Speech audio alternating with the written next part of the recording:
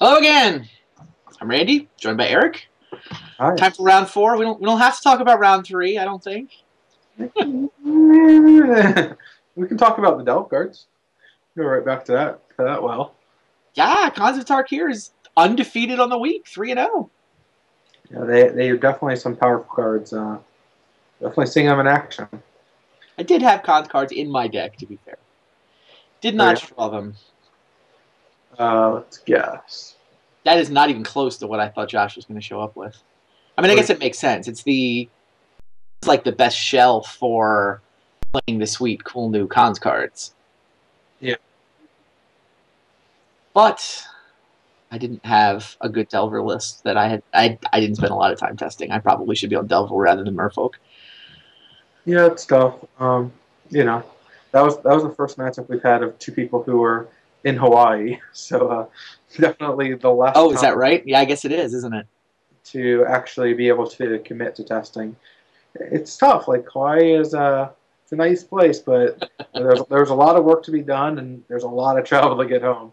It's not very close, so it definitely cuts into it a little bit, which is a little unfortunate with a sweet new set coming out that we couldn't devote quite as much time as I think some of us would have liked to maybe finding a better shell for these new cards. But definitely 3 people came to the table with at least their takes on what they think the Delve card should go in, and it's gone pretty well for them. Definitely drawing the right cards at the right time, being able to cast your Delve cards when you need to is important. Yeah, and, did Josh and Luis have the same list? Did he talk about that when I wasn't here? No, he said that Josh is on a similar list to what he's played in the past, adding the digs to go with the pyromancers, but I don't think they actually work together. I think this is just what Josh brought to the table, and yeah. No, it looked good. It certainly smacked me around. I mean, my draws were not great, but Your first draw was pretty great. You just were on the draw. The die rolls. Oh yeah. That was definitely a die roll game. I have no chance to win that on the draw, and I think I'm at least very competitive on the play. That's fair. The one play in game 1 when you're a little unsure of, he played a land, played a Mox, and cast Merchant Scroll into a Curse Catcher, and which seemed like a bad play from him because he had another Mox. Oh jeez. It seemed like he just forgot to play it, which I don't know if that's the case or not. Maybe that was. He ran into the Curse Catcher later, so he wasn't playing. He wasn't exactly playing around Curse Catcher. Yeah.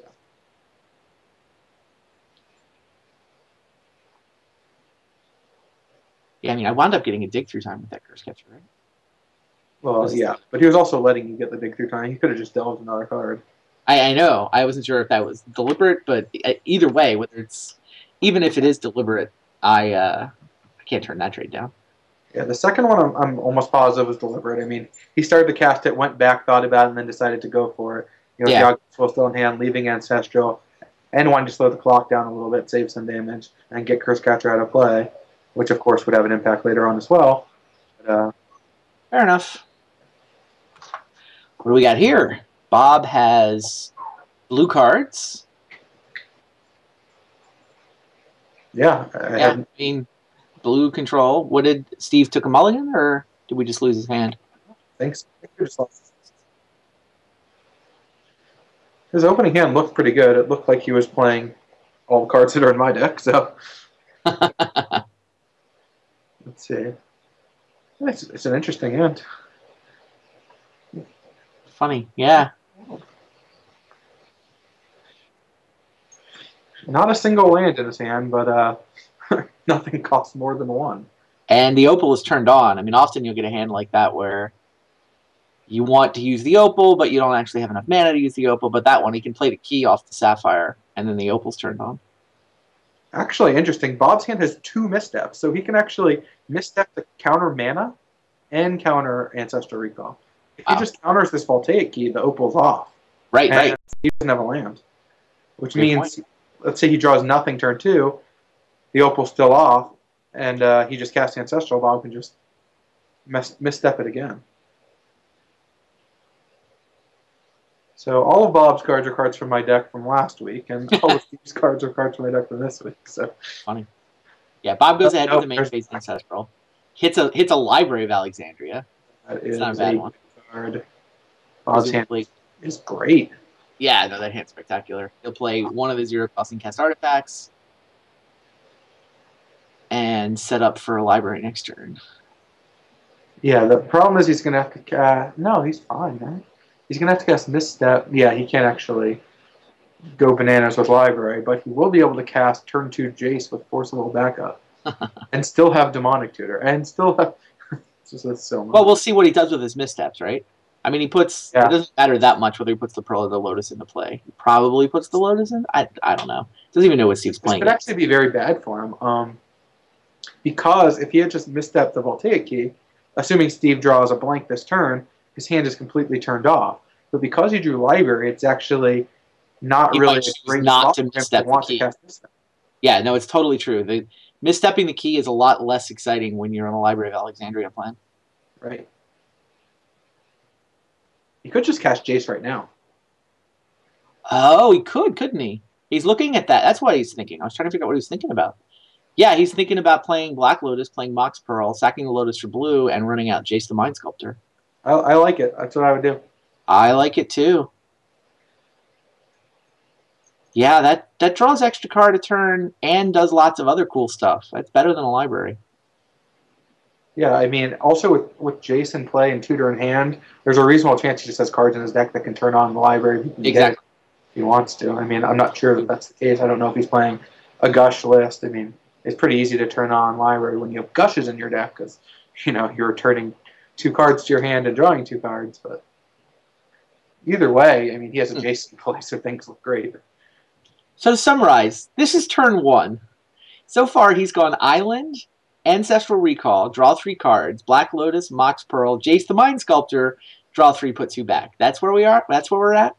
And he drew Yogwill with the 2 best cards to Yogwill already in his yard. And the 3rd best one in hand. Tutor, Time Walk, Yogwill, Lotus, Ancestral, Time Walk, take 3 turns with Jason play. Oh yeah, no big deal. And now that he's more or less abandoned his library plan, he oh wow, Soul Ring. Well, that's a juicier misstep target. Steve's draw plays itself, right? He has to go Sapphire Soul Ring. Yeah, he does. And he has to cross his finger. Oh, I mean, he could. Yeah, you go Sapphire Soul Ring. I mean, he could in theory ancestral himself, but if there's a misstep, he'd rather get the Soul Ring misstep, I think. Yeah, I mean, if you're running into missteps, this hand is going to struggle no matter which one he plays. Like, both the cards are so big for his hand that, yeah, I mean, either way, the step's going to be incredible. That was definitely a losing trombone moment there.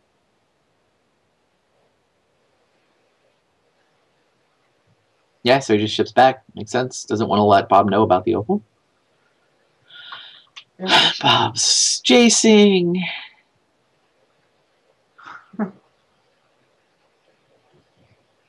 Wow, so, I mean, we don't know exactly Bob's list. So far, it just looks... Is it just blue-black control? We haven't seen any red cards. It doesn't look Grixis-y. It just looks sort of solidly blue-black. Yeah. That's what I'm saying.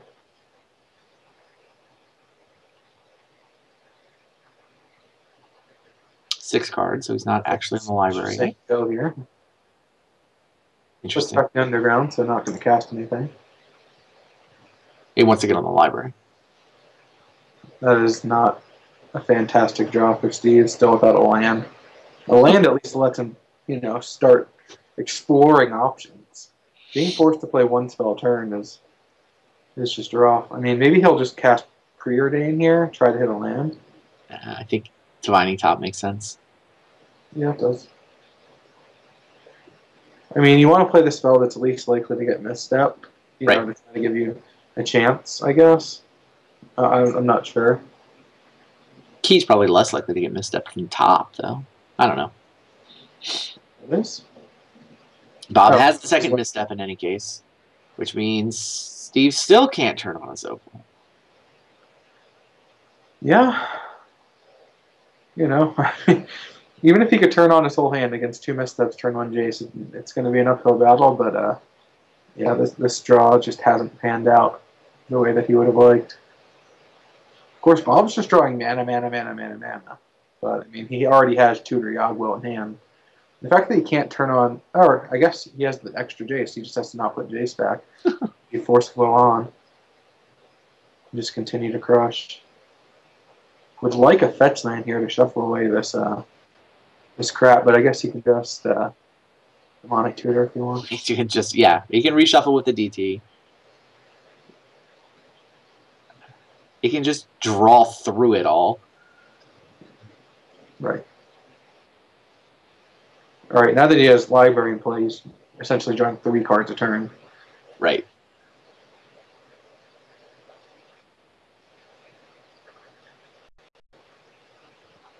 Okay. Yeah. So, wait, what? I believe he could have. Oh, yeah, he drew off that. So now he can just cast Demonic Tutor, get Time Vault. Oh, is this over? It is, isn't it? Might be 1 mana shy. Is he a mana short?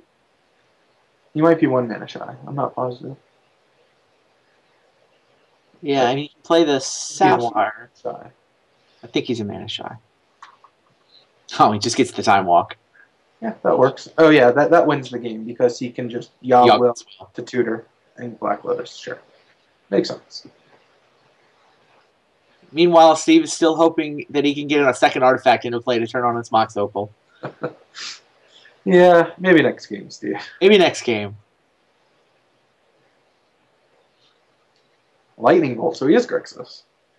Yep, evidently.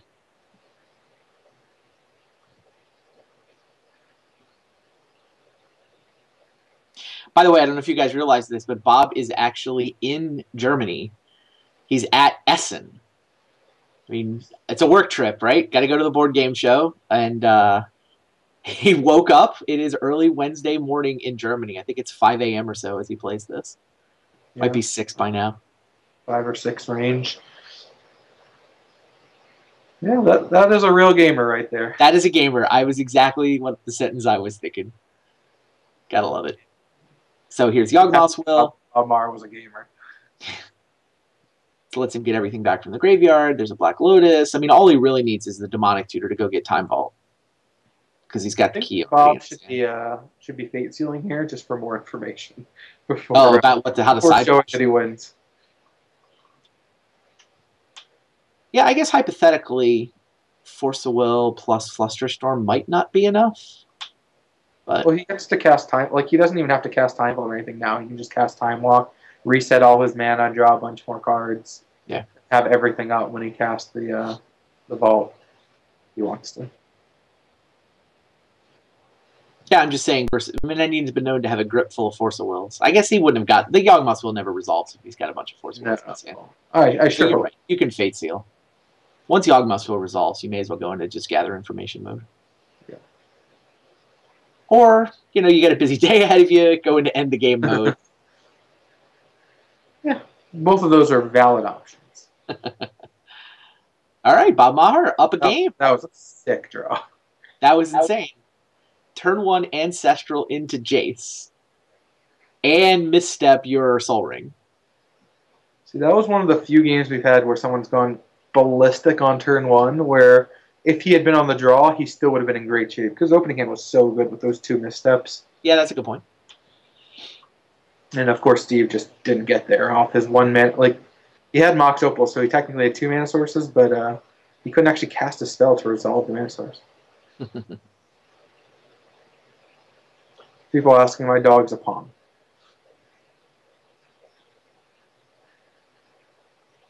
So yeah, it looked like Steve was playing a very similar deck to what I'm playing. I saw all those cards are in my deck. So interesting.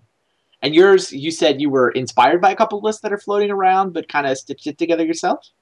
Yeah, I mean, I've seen a bunch of lists with, a lot of similar cards, and I changed a few things around because, like I said, I was expecting a lot of the more like Young Pyromancer, Delt, Treasure Cruise type decks. So none of the lists I saw played like main deck Toxic Deluge or main deck Nihil Spellbomb, which I have access to both of those and more copies of like Pyroclasm and such in my sideboard that you don't see very often. But yeah, it's definitely a list that some of the vintage players around the world have played a little bit here and there. I don't think it's a super popular style, but it's certainly not something I just innovated completely. So definitely got a lot of inspiration from, a lot of the vintage players. Makes sense. It is hard to do much with 10 days away and then traveling back. Yeah. I thought about just playing one of my other mono blue control decks, but I figured, I'll try to have a little spicier deck and then see what happens. How did you enjoy Hawaii? What? There's a lot of good things about Hawaii, and the PT was one of the oddest ones I've ever played. My results were nothing like I've ever had in my life. I've never had that bad a record through 5 rounds in my entire PT career. Yeah, you started 1-4, right? For those who may not have followed every round. I did start 1-4. It was, and yet somehow still took home 10 pro points. Yeah, I won one of the first 5 matches and only lost one of the last 11. So went on a good run. It was crazy how the luck fluctuated. I won all of the tough matchups. I went undefeated in them. I lost several basically nearbys to decks with no interaction. At 1-3, I played against a bug reanimator deck with no interaction whatsoever. Okay. And he rolled a 5 and played turn 3 Sidisi on the draw, and I had 2 Sylvan Caryatids to just block his zombies for days. And at no point did he cast another spell in the entire game, and I lost. What? Yeah. Just Sidisi got there? I needed to find Ascendancy, and I thought I got pretty unlucky because I didn't find one in the top 41 cards. But then it wasn't until like an hour later, or 2 rounds later, that I realized I'd also cast a Dig Through time. And so I'd actually seen 46 cards without finding the Ascendancy. Wow. And so at the time, I didn't really care because everything had been going wrong. I mean, it takes a lot of bad things happening to you to wind up 1-3 down a game in a bye matchup and then losing. So I didn't really care too much at the time. Like, well, this is one of that. Just crap happens sometimes. You just got to move on. And nothing I could do. I liked the way I was playing. I really liked my deck choice, despite at the point having not won a single game. I hadn't drawn Descendancy through 2 matches, but yeah, things just ended up having to turn around. So it was a pretty straightforward 11-5 then. What's that? 11-5. That's about where your expected value is from the Pro Tour, right?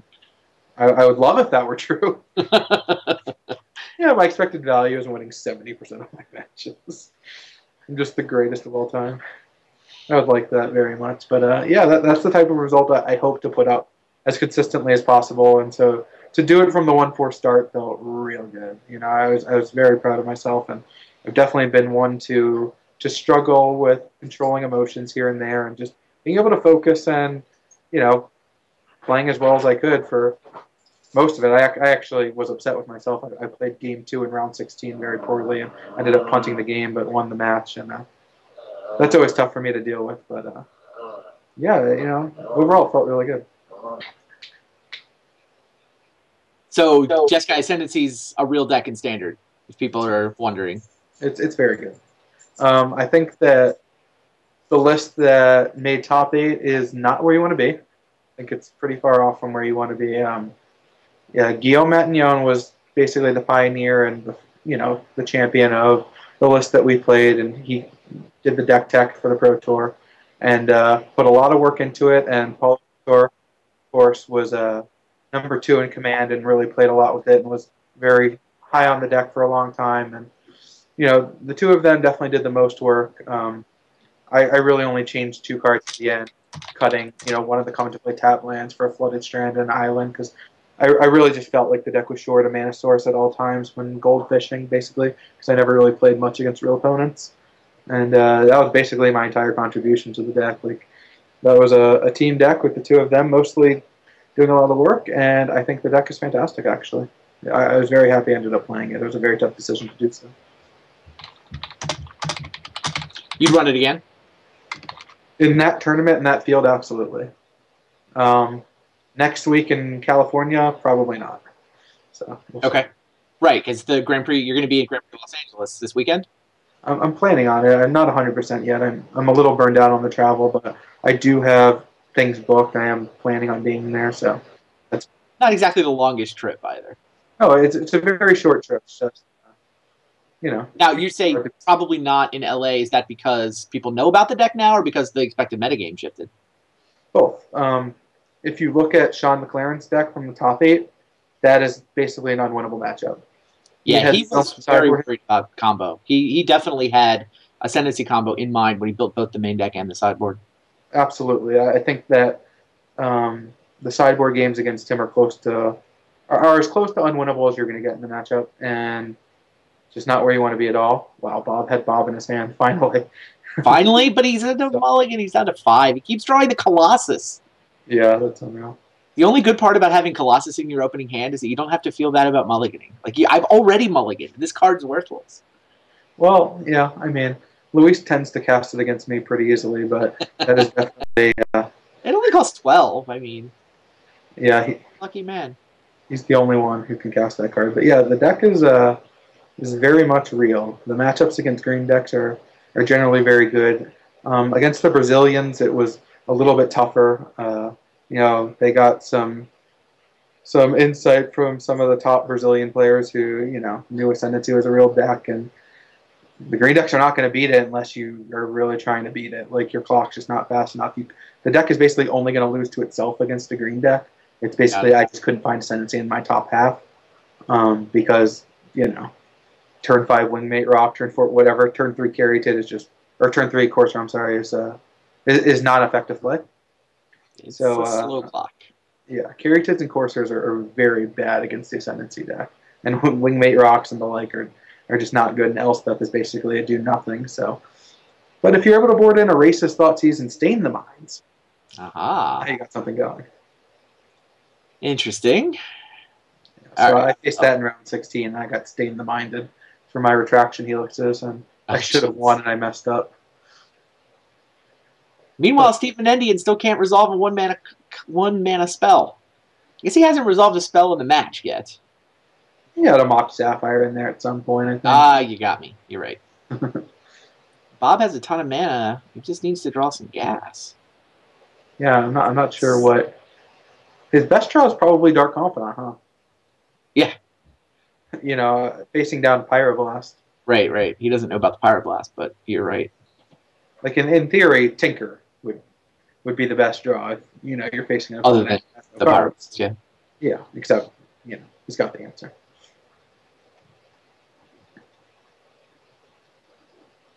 It is tough to win on Moles to 4, especially when your opponent is playing cards that interact with you.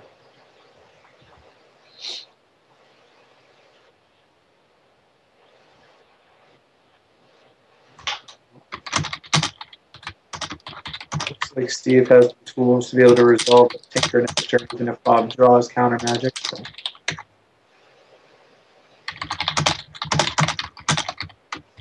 Yeah, it looks like Steve and I are on very similar decks this one.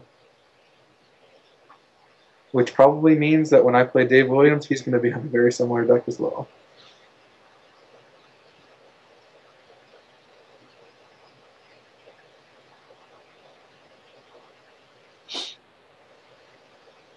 How do you play this Brainstorm?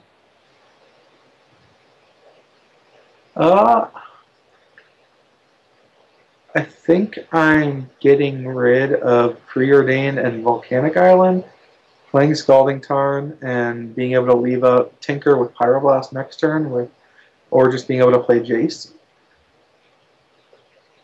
Depending on, let's say Bob plays Blights to Colossus or whatever.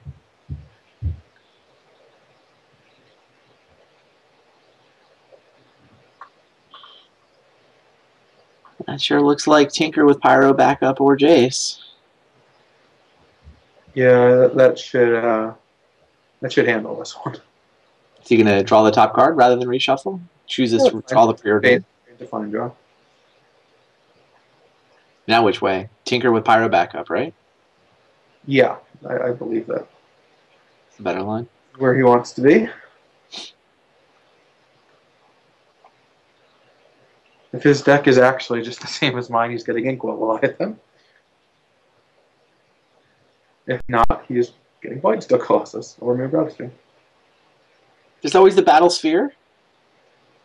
Yeah, that's what I said. If he's playing the same Yeah. All right. Crazy. That's funny. And Bob draws his Blight Steel. You can't get away from it. Wow. So you like Inkwell Leviathan in this metagame? Yeah, I think it's good. Just so many Jaces running around, or So many. I mean, there's there's just lots of Delver type decks, which also mean things like Steel Sabotage, and there's just lots of cards. does take 3 turns to win this way. You figure once you resolve a Tinker, you're going to get the 3 turns? It does look like Steve's going to get him here. Yeah, I mean, you're generally facing down, things like Delver of Secrets, where 7-11 Island Walk is pretty effective call.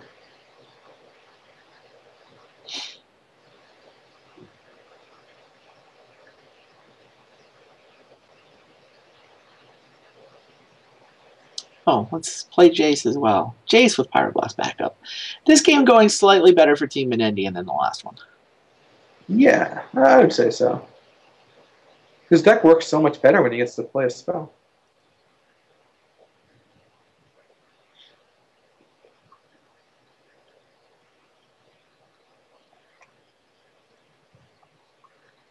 Alright, so he's going to have Force Will and Pyroblast, Bob still without a single spell in hand, so...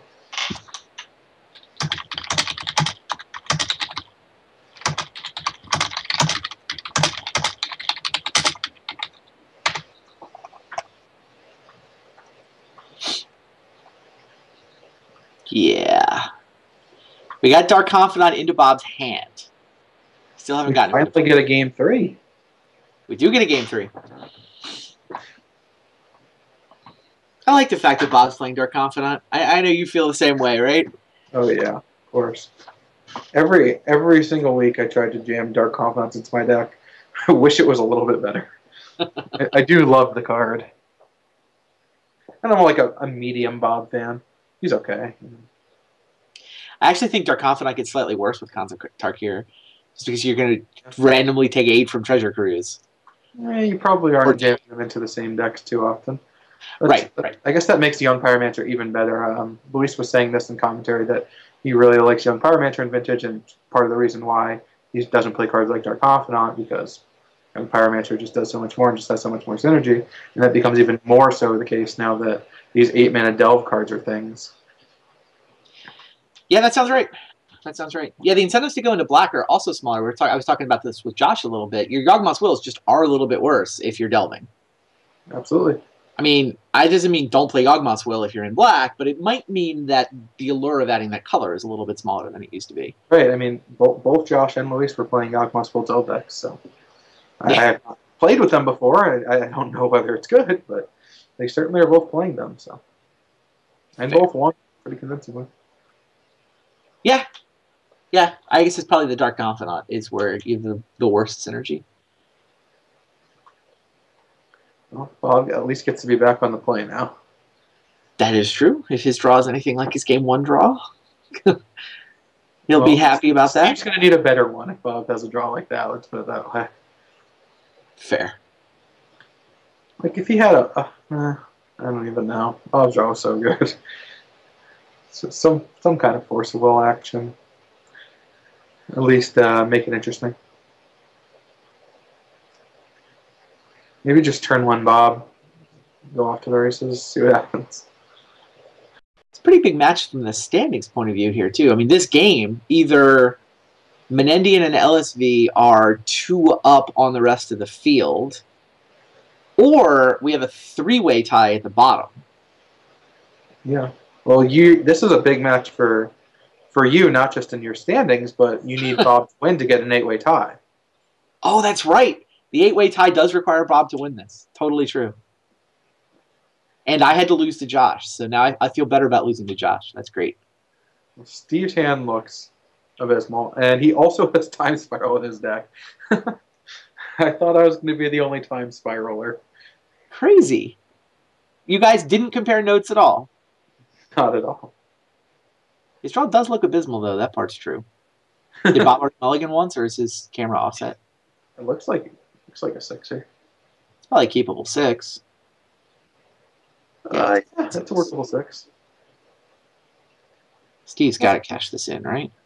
Oh yeah, I think. Let's just say if I was playing this deck, and I am. Yeah.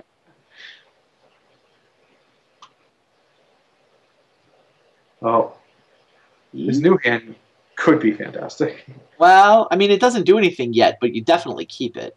Right? You can play Mana Vault, Black Lotus, Mox Opal all on the first turn. Mm-hmm. You can play Time Vault if you want to. Mm-hmm. I guess you can leave up Hardcast Force of Will if you're willing to tap a Mana Vault for it. Yeah. He's got a lot of draws that against no disruption he can just win. Agreed. All he needs to do is come up with a Voltaic key and he just wins the game. Or any tutor, any tinker.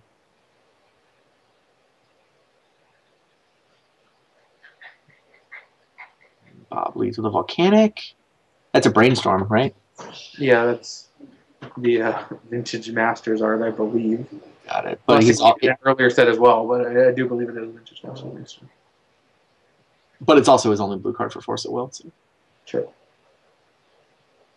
Yeah, Brainstorm is great with fetch land, but certainly gets diminished quite a bit when you're on the play and mulliganing, and you need to have bad cards to be shuffling away, and when you're short on cards, it's made quite a bit more challenging.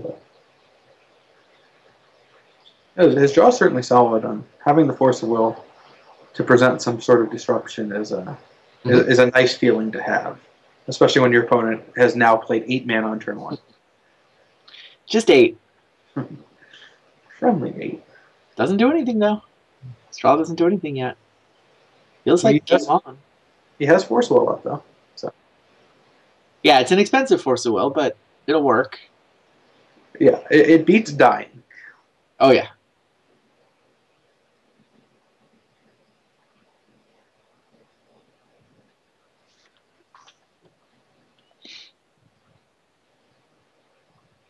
Wow. I was going to say, I wonder if Bob just tutors here for Ancestral, but fine, it's certainly good. That's fantastic. Has to be the best card in this deck. I can't think of a better one.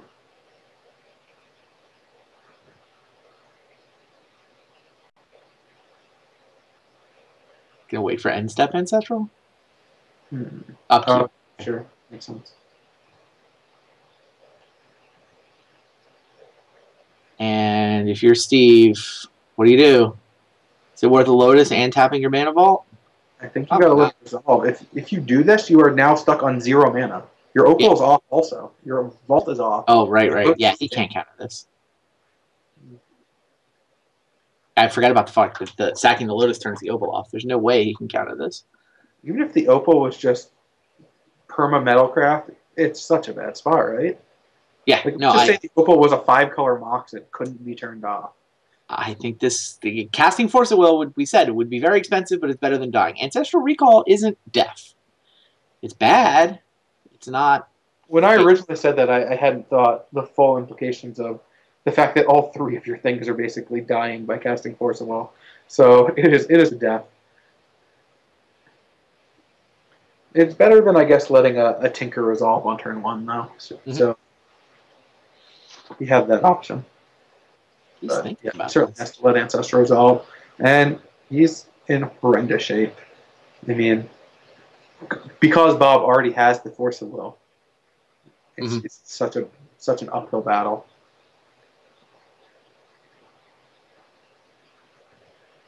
Steve draws.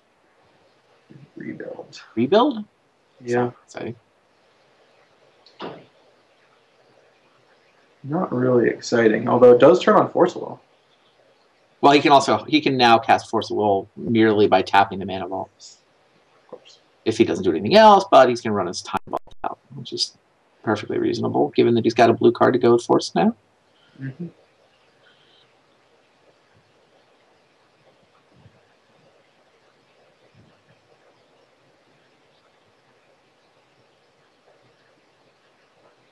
There it is. Play it. Come on, you know you want to.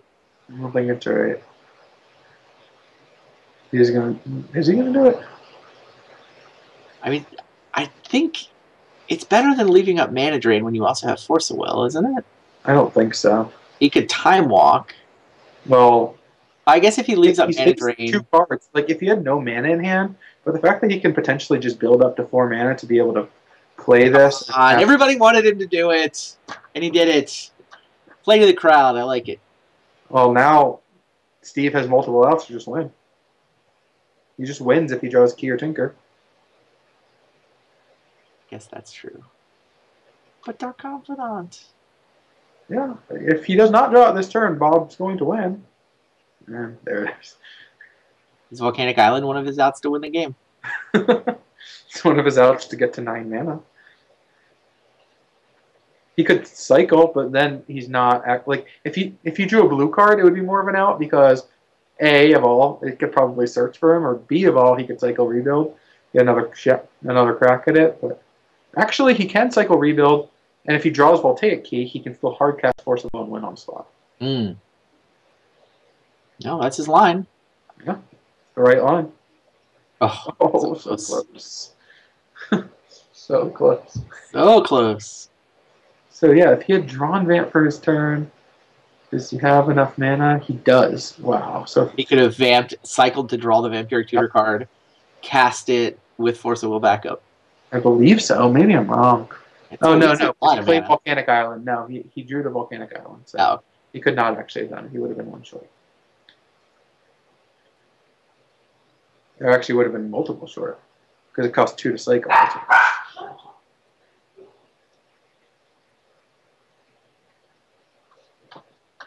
All right. So 8-way tie, huh? So here's the interesting question that I'm sure nobody knows except for you when you did the math, because the round 5 matchup is a pair of 3/3s. But so it all has to break down to who they're playing in the next 2 rounds. So who has to win between the 2 3/3s in match 5? I hope I saved my spreadsheet. I'll go look it up. Hopefully I saved it. Oh god, I might not have saved it. Hilarious. So Steve's best chance to win this game was for Bob to flip Blank Steel Colossus on that first one.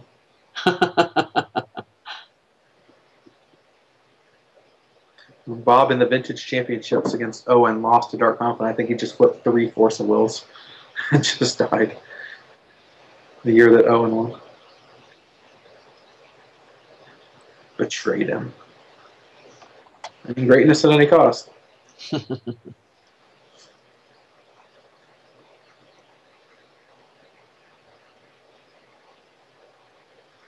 I did not save my scenario. I worked it out, and then Unbelievable. And then I repaired my schedule back to like a real schedule I could cut and paste from instead of a bunch of bolds and italics and things. Oh well. So now we'll never know. I mean, I could figure it out, but I'm not going to do it live. We have nothing going on. You say that. I'm kidding. We get to see whatever sweet things Bob's going to do. Time walk with Bob. Pretty good. It's not bad. That's for sure.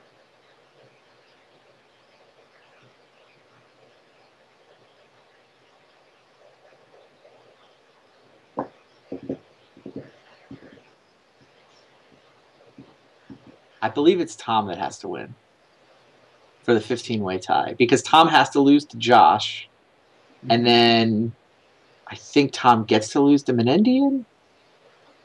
Sure, that makes sense. Actually, they both play Josh, so they both have to lose to Josh to create this scenario. Yeah, and then Dave would have to beat me. Yeah, that makes sense. And I would have to lose to Luis. Yeah. So we need Tom to get it down to 2 to the 10th chance. We still have a 7-way tie if Dave wins, or no? I mean, I don't think so.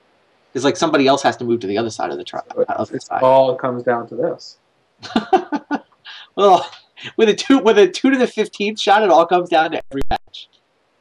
Yes. That is true. But hey, 3 for 3. And probably The 8-way tie does leave the super awesome clean bracket, though. You just play the winners in one direction and the losers in the other. Is that how it's going to be? If we have an 8-way tie, we will have an 8-person bracket. Sure, we play to a winner and a loser.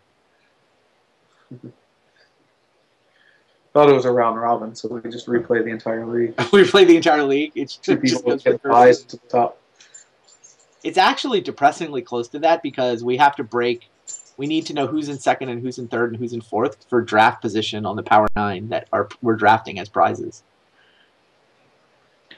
All right. Really, I mean, it's also more magic, right?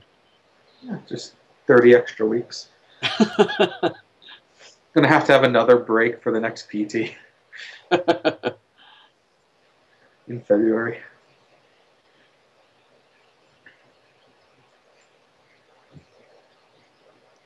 Yeah, the way the schedule plays out, by the way, our playoffs basically happen in November is how this is going to work out. And then we will take off the month of December, both because of Worlds and because of end-of-year holidays. So Season 2 probably starts January. Season 2 can have a break for the next Pro Tour. Are you going out to Worlds? I will be at Worlds, yeah. Nice. Yeah, that'll be a cool event. Oh, it's exciting, that's for sure. Trying to get a leg up on getting back next year.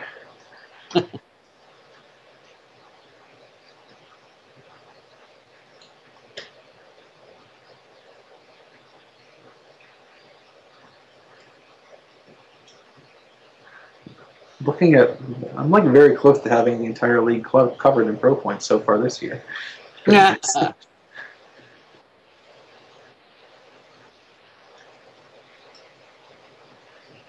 I just need more Hall of Famers. I'm undefeated against Hall of Famers, and I've lost to every non-Hall of Famer I've played. I mean, just keep supporting me. I'm doing my best. I am Luis's loss, and yet I'm at the bottom. Oh. Bob is going to kill him eventually, right? Doubtful. No, I'm also undefeated against Hall of Famers. Need to beat Luis. He does now have a mana crypt to go with his Dark Confidant in the accidentally killing himself category. Yeah, that is definitely live, although he does have Demonic Tutor in hand, so he could just get Blightsteel right now if he really wanted to. I would think a Tinker can't be too far away. I mean, can he Tinker with Mana Drain up, which is... Yeah, I don't know what he has floating right now. He certainly wants to leave up a counter. He wants to die on the spot. Yeah, black and 2 colorless.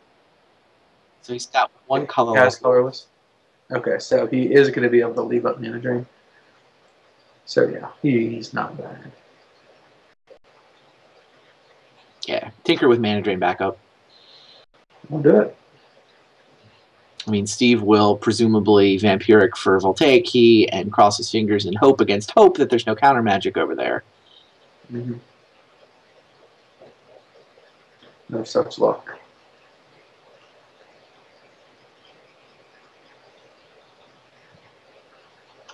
Yeah, here's the Vampiric. Voltaic Key would win the game if it resolved. Maybe Bob misclick Mana Drains the Vamp and he just draws off the top. Funny.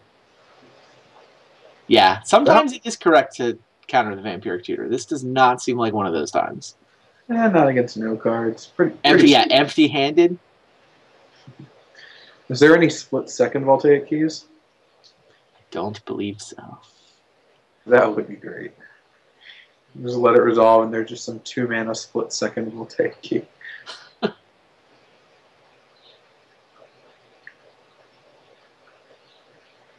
Oh wow, he drew Key. It's huge.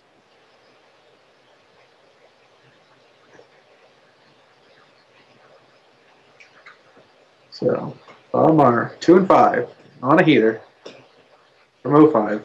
Yeah. This is my PT all over again. All right, Bob Maher wins. Steve concedes once mana drains on the keys. That's, of course, does the peek to see what he was going to draw. Now, what does that do to the standing? So Bob at 2-5 moves into a 3-way tie for last. It's now Josh, Bob, and I. Tied for last. Rich Shea is 1 game above us, and whoever loses the last match between Martella and Williams will be tied with Rich, 1 game up. Yeah, Meanwhile, I think that's the more exciting one. That's the one I've been sweating more than like making the top 4. And you're like, oh, you need this person to win so you can make top 4. I'm like, yeah, top 4 would be nice, but that's last. Like, it's all not good. last. Yeah, no, I was feeling a lot better when I was 2-1. I'll say that much. Do you play either Bob or Josh? I just lost to Josh, and I already played. So yeah, I mean the piece I had control over, I just lost. Yeah. All right. I just want. Well, I need one of the 3 of you to lose at some point. So I just have to lock myself out of there. Sure. Yeah. No. I also I have a lot to do with how it ends at the top too. I still play Menendian and Pakula. Those are my last 2 matches. It's true. So Menendian will be 2nd place all by himself. The top of the standings is going to be kind of clean. Luis is going to be 1st on 6-1. Steve is going to be 2nd on 5-2. And then 3rd place will be you, Chris, and the winner of our last match. Yep. Because, yeah. We're definitely going to have some important matches in week 9. Pretty much locked up that there's going to be some bunching towards the 4th place slot and the last place slot, no matter what. Yeah, that's true. I mean, if for anyone rooting for drama, we've definitely had the max drama set of results so far. Yeah, by having a couple people ahead of the pack, it really, once you have that possibility for 8 people to tie, it guarantees that there's going to be some close standings. All right, well, thanks for hanging out, Eric. I think we're going to bring Steve in for the last match, and looks like both players are both around and setting up the last match. Sounds good. So we will be back momentarily. Stay tuned. We got 1 match left here in week number 7.